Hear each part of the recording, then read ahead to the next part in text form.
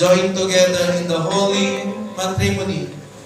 Ladies and gentlemen, may I present to you a newlyweds, Mr. and Mrs. Mark Joseph and Kathleen Abad. Palapakan natin ang ating Panginoon. Hallelujah, praise God. Purihin ang Panginoon. Pwede na tayo kumain. Ay, hindi pala. Kiss pala muna, Mark. Sorry. Pero nga pala, nakalimutan ko. Ito, lagi ko nakakalimutan. Dahil matatangkad kayo, dito na ako tatapang. Magpalay ka ng Panginoon. Sa mga buhay ng Diyos, sa mga magsasama. Wala akong kaya regalo. Kaya sultan na yan, nakaya ko regalo. Pero paano yan? Alam patay. Julian, sige po. Magpalay kayo ng Diyos.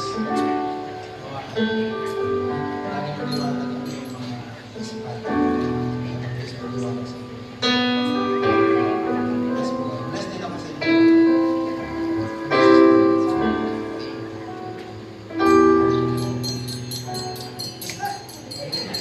You may kiss the bride.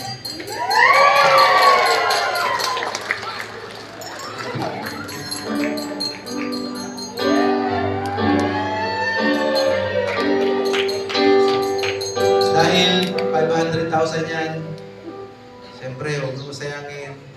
Pwede mo rin magkakataon. Saka naman, para nalambot sa 500. It's worth it. Sabi ko nga sa inyo kanina, kahit sino pinakamayaman, hindi kahit pilit sikat yan, kahit 50 million mo natin win. Pero Mark, kalahating million lang kami yung mga sa mahal. Pero dahil sa pagmamahal, thank you, Lord. Ano gagawin natin? Kiss pala, sorry. May kiss nga pa. Sige po, you may kiss the bride.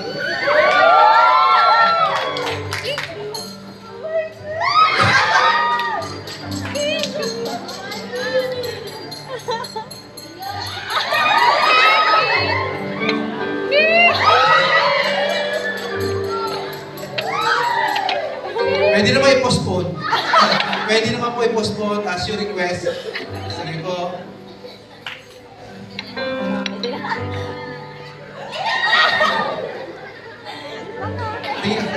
Para tumingin ka sa papa mo. Teka muna. Ay, pasalamatan natin. Guest natin si Jessica Soho. Nandito. Sabi niya ata naman ni Jessica Soho. Ay, overtime daw. Sabi niya kanisa. Sige na.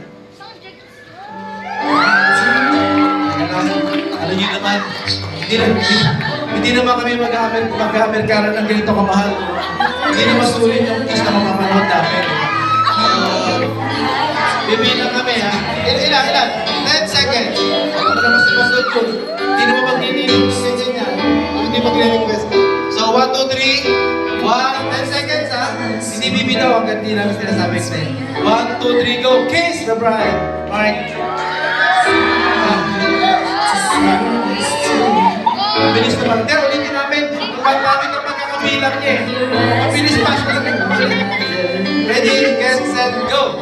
10, 9, 8, 7, 6, 5, 4, 3, 2, 1.